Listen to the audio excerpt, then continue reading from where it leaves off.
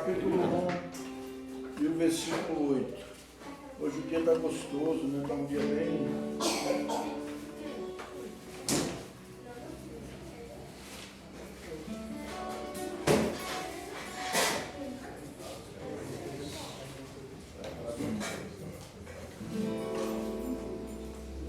Atos, capítulo 1 e o versículo 8.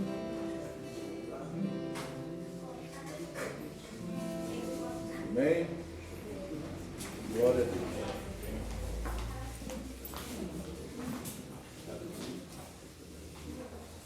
Amém? Vamos. Atos dos Apóstolos, Novo Testamento, né? Capítulo 1, versículo 8. Diz assim o texto: mas recebereis poder ao descer sobre vós o Espírito Santo, e sereis minhas testemunhas, tanto em Jerusalém, como em toda a Judéia e Samaria, e até os confins da terra. Amém? Vamos ler juntos esse texto novamente? Mas recebereis poder ao descer sobre vós o Espírito Santo, e sereis minhas testemunhas, tanto em Jerusalém como em toda a Judéia e Samaria, e até os confins da terra. Amém? Em nome de Jesus. Senhor, nós te agradecemos, porque estamos mais uma vez aqui cultuando a Ti e ministrando a palavra. Que o Senhor venha falar conosco, em nome de Jesus, através da Tua palavra. O Senhor já tem falado através de um momento de louvor, mas pedimos que o Senhor continue falando conosco, e que o Teu nome venha ser glorificado em tudo, Pai, em nome de Jesus. Amém. Amém. Glória a Deus. O livro de Atos dos Apóstolos, ele vem falando sobre a manifestação do Espírito Santo no meio da igreja. E Jesus, depois que ele ressuscitou, no capítulo 1 de Atos, você lendo o capítulo todo, você vai ver que Jesus ainda passou 40 dias ensinando os seus discípulos. Depois que ele passou 3 anos e meio ensinando os 12, agora ele passou 40 dias ensinando os discípulos a respeito do reino de Deus. E aqui no versículo 8, eu queria silêncio na hora da palavra, porque senão não atrapalha. Aí no versículo 8, ele deixa bem claro: mas recebereis poder ao ser testemunhas, e sereis minhas testemunhas. Deus, ele prometeu que o poder do Espírito Santo viria sobre nós.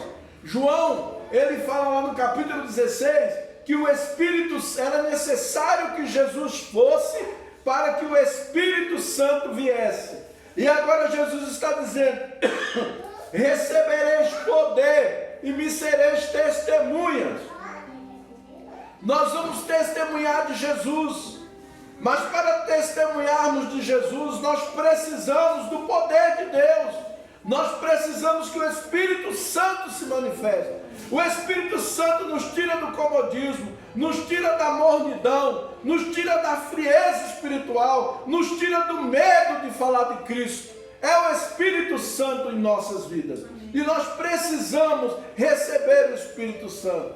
Se você quer fazer grandes coisas para Deus, disse Guilherme Keller, quer fazer grandes coisas para Deus, espera grandes coisas de Deus. Você quer fazer grandes coisas, quer ver sinais, quer ver prodígios, quer ver maravilhas, quer ver milagres na sua vida, seja cheio do Espírito Santo. Enchei-vos do Espírito Santo, foi a ordem de Jesus. Não é opcional para nós, não é opção para os crentes, é uma ordem. Enchei-vos do Espírito, né? Em Efésios 5,18, ele fala: não vos embriagueis com vinho, em que há ira e contenda, mas enchei-vos do Espírito. Nós precisamos estar cheios do Espírito. Por isso que muita coisa não acontece na nossa vida. Nós nos tornamos às vezes aquele crente 6 horas. O que é o crente 6 horas? 6 horas por mim. 6 horas por mim. Não, Deus não quer que você seja um crente 6 horas. Deus quer que você seja um profeta. Deus quer que você seja um guerreiro. Deus quer que você entre no seu quarto, fale com Deus em secreto, e Ele vai te responder. E quando nós buscamos a Deus em secreto, buscamos a comunhão com Deus, a comunhão com o Espírito Santo, o Espírito Santo vai se manifestar na nossa vida. O poder de Deus vai se manifestar. E esse poder de Deus vai se manifestar trazendo curas, trazendo milagres. Não somente curar cego, curar aleijado. Isso aí é fichinha para Jesus. A maior barreira, o maior problema, o maior milagre que nós podemos dizer que pode acontecer no mundo é a conversão de uma alma. É o homem se converter de verdade. Às vezes a gente está na igreja, vem para a igreja, mas não passou pelo novo nascimento. E nós precisamos imediatamente buscar um novo nascimento. Eu preciso nascer de novo. Quando eu nasço de novo, através do Espírito Santo, eu agora vou buscar a comunhão com o Espírito Santo. E quando eu vou buscar a comunhão com o Espírito Santo, o poder do Espírito Santo vai se manifestar na minha vida.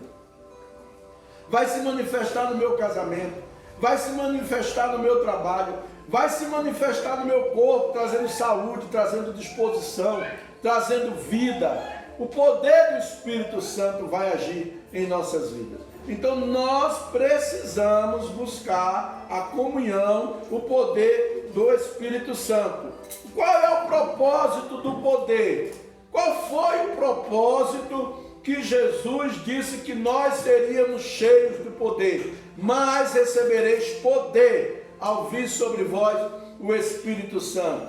Ele diz: e sereis minhas testemunhas, tanto em Jerusalém, como em toda a Judéia e Samaria, e até os confins da terra. Então, o propósito de Deus em nos dar poder, Ele quer nos encher de poder. Deus tem interesse de encher você do poder do Espírito Santo. É do interesse de Deus. Deus é mais interessado do que eu seja cheio do Espírito Santo. Por quê? Porque Ele quer, através do poder do Espírito Santo, Ele vai nos levar a comunicar o Evangelho. E por que nós precisamos pregar o Evangelho? É isso que eu quero falar nessa manhã. Por que nós precisamos pregar o Evangelho? Em primeiro lugar, lá em Apocalipse, no capítulo 5, e no versículo 9 do livro do Apocalipse, ele diz aqui assim: e entoavam novo cântico, dizendo: digno és de tomar o livro e de abrir os selos, porque foste morto e com teu sangue compraste para Deus os que procedem de toda a tribo, língua, povo e nação. Nós temos que pregar o Evangelho, irmão. Sabe por quê? Porque o selo vai se abrir e vai haver pessoas de toda tribo, povo, língua e nação que vão adorar o Cordeiro e vão dizer: santo, santo, santo, bendito é o Cordeiro. Povos de todas as nações. E esses povos só irão adorar o Cordeiro quando a igreja se pronunciar, quando a igreja comunicar o Evangelho. Tem muitas pessoas no mundo adorando um Deus estranho, deuses falsos. 2/3 da população do mundo não adora a Deus. Na Índia são mais de 3 milhões de deuses. As pessoas adoram. Essas pessoas não estão oferecendo a adoração ao Deus vivo. E Deus quer que as pessoas que Ele criou, a criação dele, os homens, os seres humanos que Ele criou, venha adorá-lo. Mas para que essas pessoas venham adorar a Jesus, elas precisam conhecer de Jesus. Às vezes a gente pensa que todo mundo já conhece Jesus na quadra onde nós moramos, no bairro onde nós estamos. Mas pasme, uma certa feita um missionário foi pregar no centro de São Paulo e chegou para um rapaz e falou para ele: você já ouviu falar de Jesus? Ele falou o quê? Um novo refrigerante? É uma nova marca? No centro da capital paulista, mas nunca tinha ouvido falar de Jesus. Por quê? Porque nós às vezes vimos o Jesus histórico que está nos livros. A história, o povo, a religião mostra um Jesus religioso, ou senão a história mostra um Jesus histórico.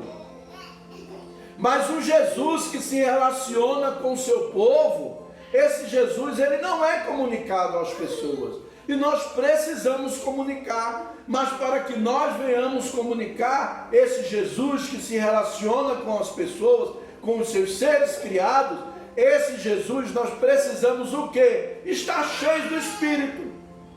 Nós precisamos nos relacionar com Ele. Por que que a igreja é fria muitas vezes? Por que que muitas vezes a igreja não prega? Por quê? Porque perdeu a comunhão com Jesus, perdeu a intimidade com Jesus, não anda com Jesus. Porque quando a gente anda com Jesus, a gente tem força para falar, a gente prega. Às vezes, eu não sei, bem, você não precisa saber, você não precisa ser teólogo para pregar o Evangelho. Você só precisa fazer amizade. Faz amizade com as pessoas. E ali você começa a falar de Jesus através da amizade. Através da amizade. Eu ganhei muitas pessoas para Jesus através da amizade, sem religiosidade, sem botar ninguém no inferno. Você vai para o inferno. Não. Eu uso a minha profissão. Eu uso o meu trabalho. Eu dando aula na escola, de repente eu falando sobre filosofia, e daqui a pouco eu entro com São Tomás de Aquino, entro com Agostinho de Hipona, e aí falo, ó, esses aqui eram filósofos, não eram? Eram. Mas você sabia que eles eram cristãos? Eles criam em Deus? Esse negócio que filósofo não acredita em Deus, isso é conversa, é balela. É balela, entendeu? Tem muitos filósofos que conhecem Deus, que andam com Deus, né? Então, a palavra de Deus mostra que nós temos que comunicar, nós temos que anunciar o Evangelho. Você não precisa ficar esperando o pastor mandar, o pastor... olha, eu fico para morrer. Você quer ver eu ficar para morrer? É quando eu vejo um irmão da igreja chegar, ele sabe o que tem que fazer, mas ele diz, nossa igreja precisa fazer isso. Tu é a igreja, infeliz. Tu tem que fazer, sai do teu lugar e faz, pelo amor de Deus. Tira a bunda da cadeira e vai falar de Jesus. Tira a bunda do sofá e vai falar de Jesus. Sai dessa porcaria dessa internet, sai desse Instagram, sai desse WhatsApp, desse Facebook e vai falar de Jesus. Ou se não, use isso aí para falar de Jesus. Você pode usar isso aí para falar de Jesus. Mas a igreja devia falar, meu irmão, pelo amor de Deus, não vem me falar isso. Você é a igreja. Faça. Faça. Se você está vendo, é porque Deus quer usar você. Eu aceitei Jesus numa igreja super religiosa. Eu aceitei Jesus na Assembleia de Deus. Eu me lembro que eu dormia de camisa de manga comprida, porque o anjo não podia chegar na minha cama e eu estava descoberto. Não podia dormir de cueca, que era pecado. Foi assim que eu fui ensinado. E eu fazia. Eu saía para pregar o Evangelho, preguei Evangelho em favela, preguei Evangelho no trem, me levantava no trem, ia para o trabalho, trabalhava no shopping, pegava o trem, Prazeres a Boa Viagem. Eu entrava no trem, daqui a pouco eu me levantava, eu posso dar uma palavrinha para vocês, um minutinho, falava de Jesus, entregava folheto para aquele pessoal, dentro do ônibus. Não estou mandando você fazer isso. Mas se o Espírito Santo te impelir a fazer, faça, não tenha medo, porque Ele vai te usar ali. Uma vez eu preguei no ônibus, nesse dia eu não peguei o trem, fui de ônibus, eu desci, quando eu desci, eu trabalhava em Boa Viagem, no shopping, e quando eu desci do ônibus, desceu um rapaz atrás de mim, irmão, me chamando de irmão, espera aí, chorando. Eu falei, o que foi? Deus usou o Senhor para mim hoje, eu quero me voltar para Cristo. Dentro do ônibus, pregue, fale de Jesus, anuncie o Evangelho, não perca a oportunidade, né? A porta da graça vai se fechar. Lá em 1 Coríntios capítulo 9 e o versículo 16, 1 Coríntios capítulo 9 e o versículo 16, diz assim: se anuncio o Evangelho, não tenho do que me gloriar, pois sobre mim pesa essa obrigação, porque ai de mim se não pregar o Evangelho. Aqui não é opcional, irmãos, pregar o Evangelho é uma obrigação. Jesus disse lá em Marcos 16, versículo 15, ele disse, ide por todo mundo, pregai o Evangelho.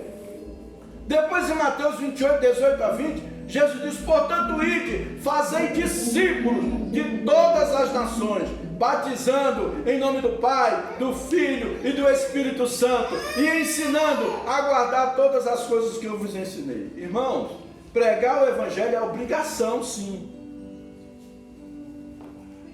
Não é voluntário, é obrigação. Eu devo. Paulo chegou, Filemão era um discípulo de Paulo. E Filemão era um senhor de escravos. E um dos escravos dele, chamado Onésimo, fugiu. E no meio do caminho, Paulo não perdia oportunidade. Todo mundo que chegava perto de Paulo, Paulo falava de Jesus. E no meio do caminho, Onésimo se converteu. Onésimo esteve com Paulo e se converteu. Imediatamente Paulo mandou uma carta para Filemão, que era cristão, era discípulo de Paulo. E sabe o que foi que Paulo disse para Filemão? Filemão, tu me deves a tua vida. Tu me deves a tua vida. Então eu quero que você receba esse escravo. Eu quero que você receba esse escravo. E não faça nada com ele. Se ele te causou algum dano, coloca na minha conta, que quando eu chegar aí eu pago. Quando eu chegar aí eu acerto com você.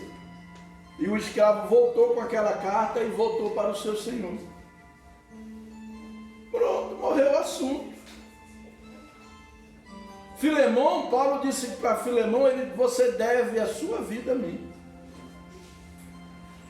Uma vez eu falei para uma pessoa, tive que falar isso para uma pessoa que num momento de fraqueza, que eu precisava de, não que concordasse com o meu erro, nunca, está aqui Cláudia Matinai, que me conhece há 400 anos, nunca na minha vida eu pedi para ninguém concordar com o meu erro, que eu estou certo. Ali minha esposa que sabe desse jeito. Nunca pedi, nunca falei que eu me separei da minha ex-mulher porque ela não prestava, porque não prestava era eu mesmo, acabou, morreu o assunto. E aí, essa pessoa, porque eu me separei, porque eu passei por uma situação, uma pessoa que eu ganhei para Jesus, discipulei, ajudei, fiz um monte de coisa, e um dia essa pessoa veio me rechaçar, veio me esnobar, falou uma palavra para me magoar. E eu digo, vai chegar a hora que eu vou pegar ele. Aí chegou uma oportunidade que veio, tá? Aí eu falei, deixa eu te falar um negócio, eu não estava esperando que você viesse passar a mão na minha cabeça e dizer que eu estava certo, não. Eu só estava querendo um ombro amigo, só isso, só precisava disso. Só Deus sabe a dor que eu estava passando. Eu tentei suicídio 2 vezes. Vocês nunca sabiam disso, né? Tentei 2 vezes. De tão desesperado que eu estava. Eu estava precisando de quê? De ombro amigo. Eu não estava precisando de ninguém para me julgar, para apontar o dedo, para dizer que eu estava errado. Eu sabia que eu estava errado. Eu sabia que eu tinha feito besteira mesmo. E a pessoa veio me esnobar, me tripudiar. Aí eu falei, olha, eu precisava de você naquela hora, com o ombro amigo, eu queria só que você desse o seu ombro para eu chorar, só era o que eu estava precisando. Eu nunca na minha vida eu senti falta do meu pai. Meu pai foi embora, eu tinha 8 dias de nascido. E eu nunca na minha vida senti falta, nunca me fez falta, nunca me incomodei com isso. Nem quando na escola os meninos zombavam de mim, que diziam que eu não tinha pai, que os professores zombavam de mim, que chamavam meu nome. Cadê o nome do seu pai? Eu disse, não tem não. E os professores zombavam mesmo, não estavam nem aí. Passei por tudo isso, mas eu superei. Mas a hora que eu mais precisei do meu pai foi nessa hora que eu estava precisando de um amigo.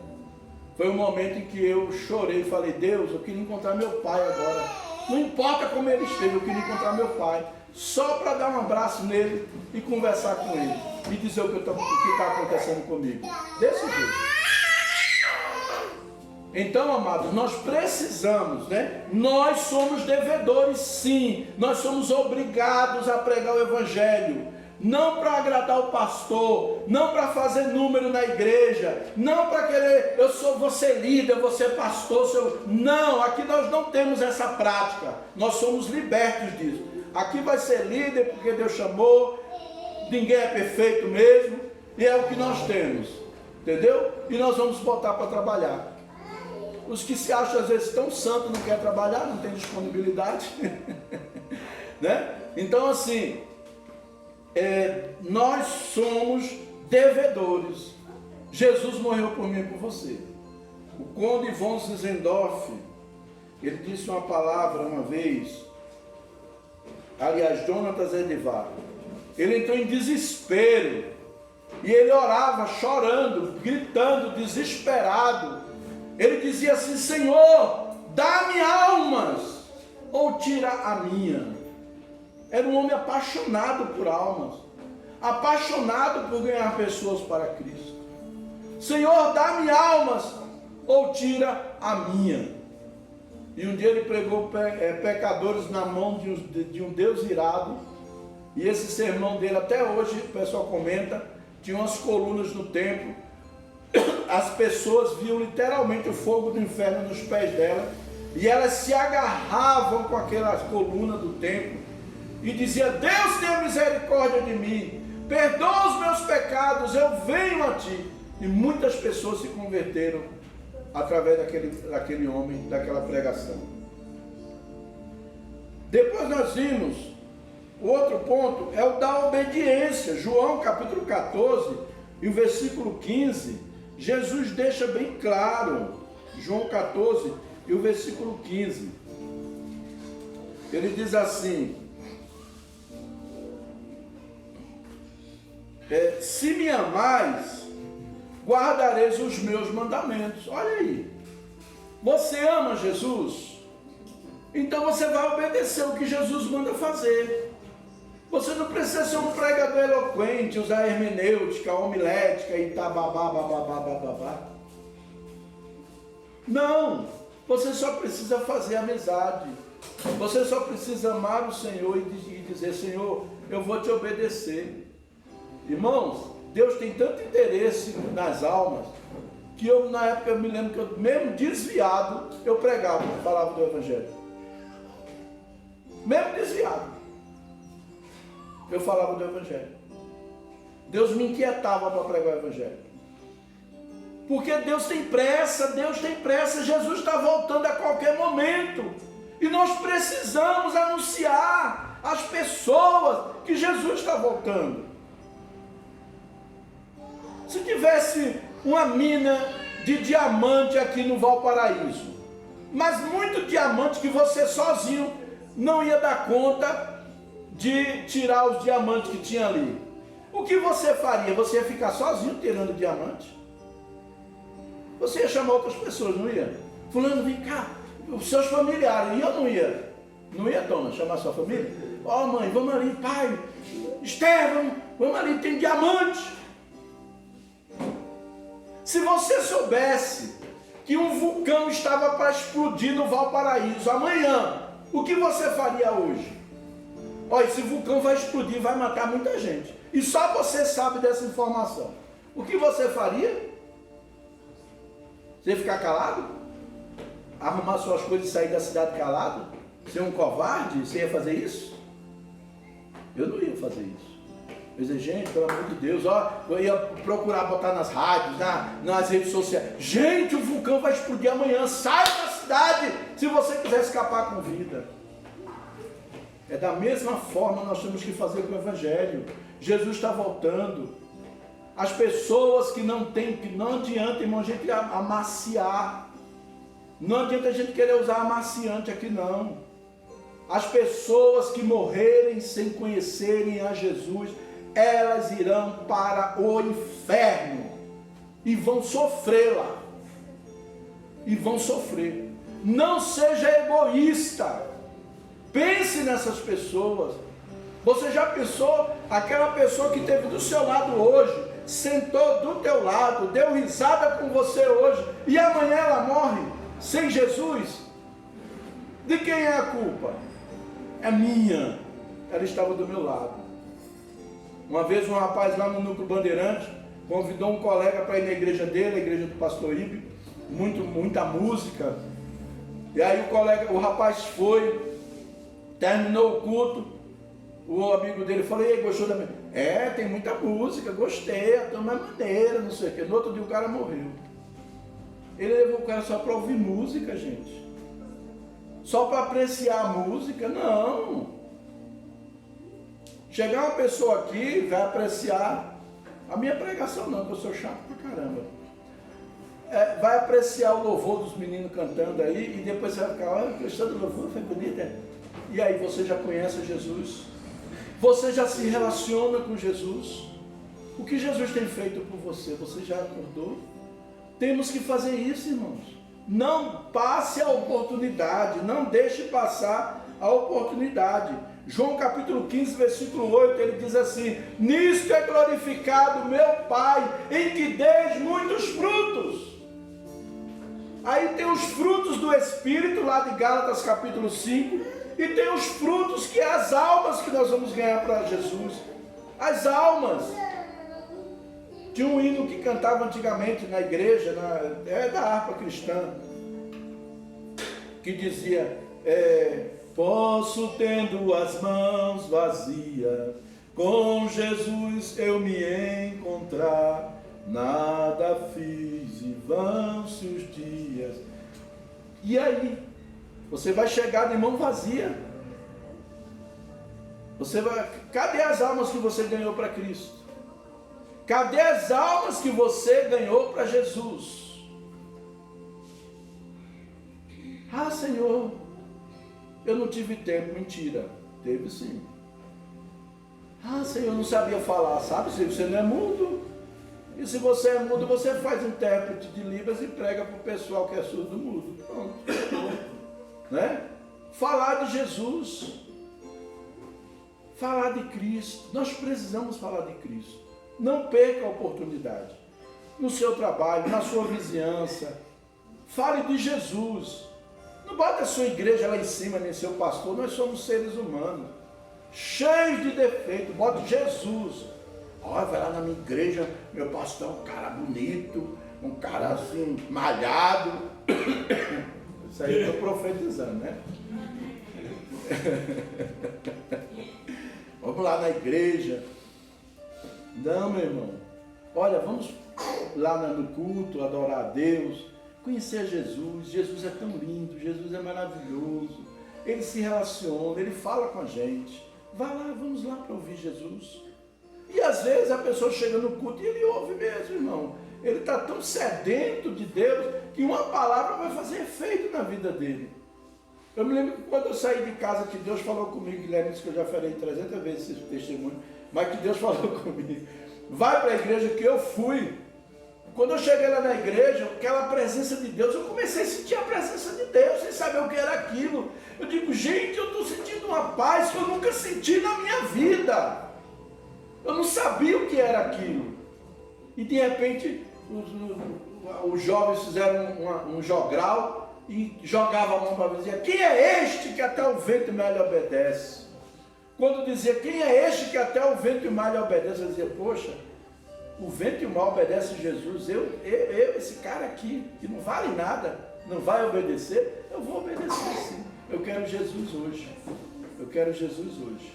E ali eu entreguei minha vida a Cristo. Então, amados, nós precisamos obedecer a Jesus, falando de Jesus.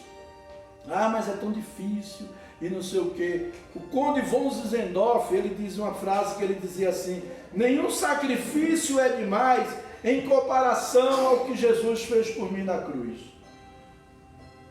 Nenhum sacrifício. Ai meu Deus, eu vou tolerar aquela pessoa chata, falar de Jesus para ela.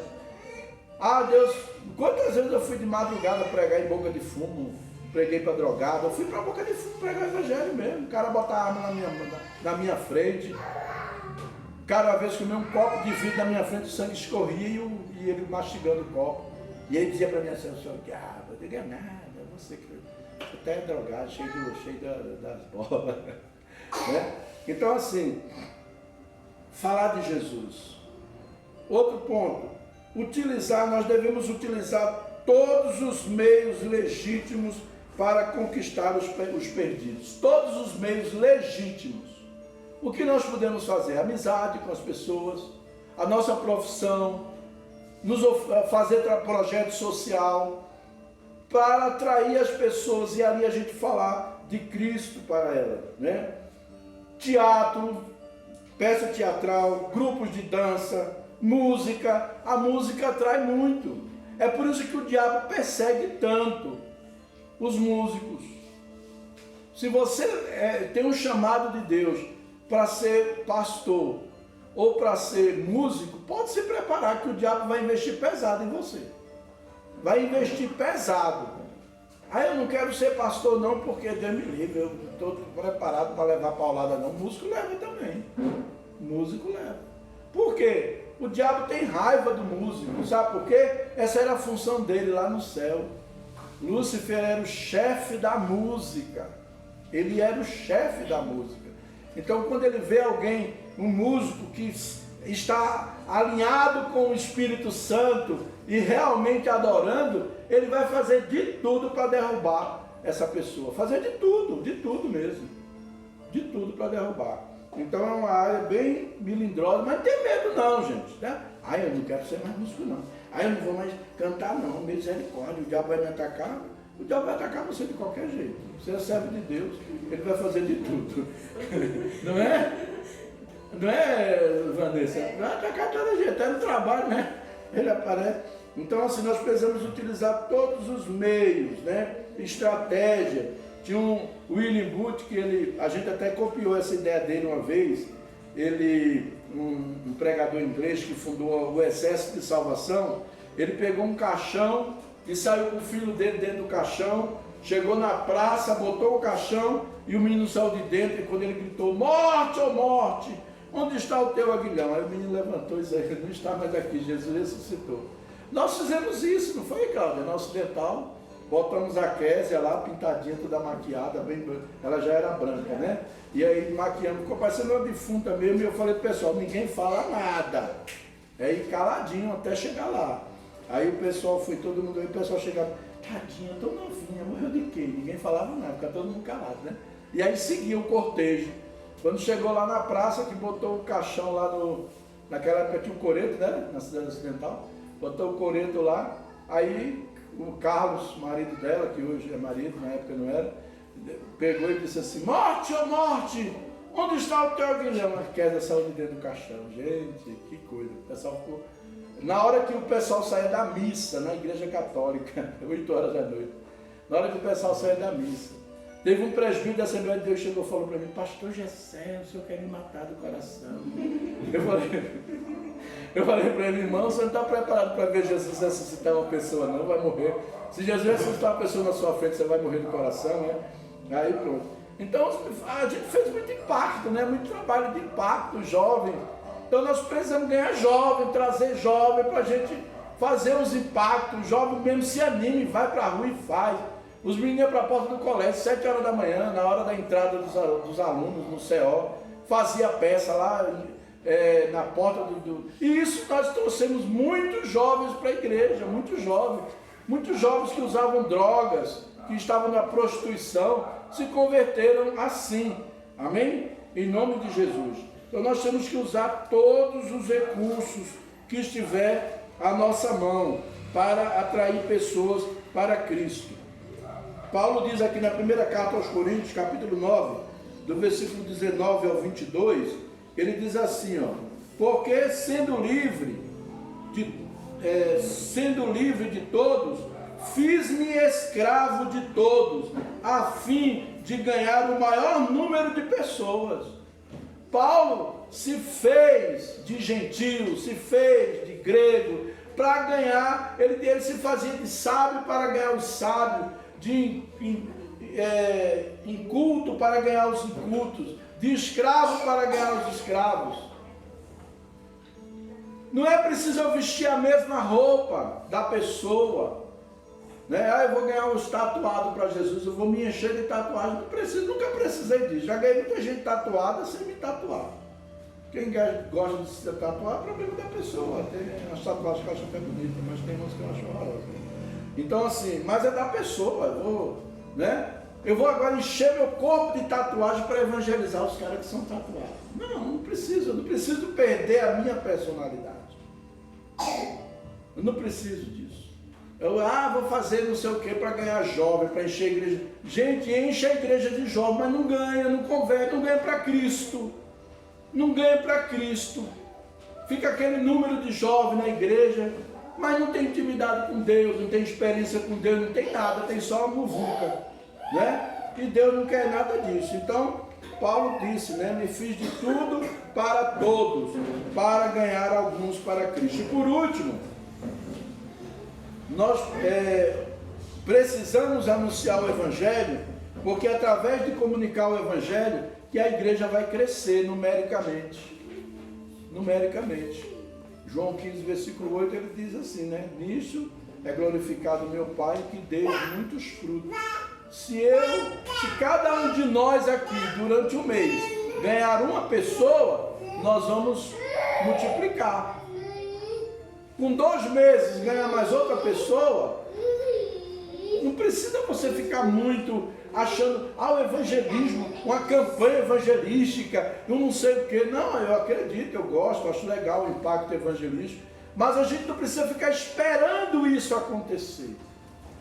As pessoas que estão do teu lado estão morrendo sem Cristo, lembra disso. Muitas vezes, ao invés de a gente pregar o evangelho, a gente fica flertando com a pessoa, seduzindo a pessoa, querendo cair em pecado com ela. Mas eu não é crente. Pensava que você era crente. Crente não. Né? Às vezes a gente tem medo de pregar o evangelho, porque quando a gente prega o evangelho, a gente denuncia quem nós somos. É que nem Pedro. Os homens disseram, tu és o dele. Tu fala como eles. E Pedro disse, não, eu não conheço esse homem. Eu não conheço esse homem. Quem é você? Quem é você? Você é uma pessoa que está negando Jesus? A gente não nega só com palavras não, com ações também. Ou você é uma pessoa que está apresentando Jesus por onde você passa? As pessoas sabem. Deus não precisa de agente secreto. Tem muito crente que é 007, crente 007. Eu tive um pastor durante toda a minha vida. Eu fui pastoreado por um pastor, que eu fui procurar ele no trabalho dele, com um assunto de emergência. Eu liguei, não consegui falar com ele, era de emergência, era sobre a igreja. Eu era presbítero na época, eu tive que falar com ele, fui ao trabalho dele. Cheguei lá, perguntei, o fulano está aí? Ele, quem é fulano? Quem? Como que ele é? Ele é até pastor. Eu falei o nome dele, falei, poxa, fulano é pastor? Ele é pastor, olha, ele já estava quase se aposentando nesse trabalho. E ninguém sabia que ele era pastor. A pessoa chegou a dizer para mim, não sabia nem que ele era crente, mas pastor, aí. Você já pensou, você trabalha num lugar, as pessoas não sabem nem que você é crente. Por que você esconde? Por que você é um crente 007? O que é que você está fazendo que vai escandalizar as pessoas? Então é hora de nós comunicarmos, sim. Não ter vergonha. Eu não me envergonho do Evangelho, porque é poder de Deus, disse o apóstolo Paulo. Amém? Então vamos nos posicionar como servo de Deus e vamos anunciar o Evangelho de Jesus. Se tiver, ô Senhor, eu tenho tanta vergonha, ore, jejum, Senhor, eu vou jejuar essa semana, eu quero ganhar uma alma pela primeira vez na minha vida. Eu vou ganhar uma alma. E você vai ganhar sim. Entendeu? Começa a orar e jejuar. Amém? Vamos ficar de pé. Vamos orar. Isso aqui é uma palavra, irmãos, que não é só para você, é para mim também. É para mim também. Entendeu? Preciso me posicionar mais para ganhar vidas para Cristo, comunicar o Evangelho. Eu já preguei mais, eu já orei mais, eu já fui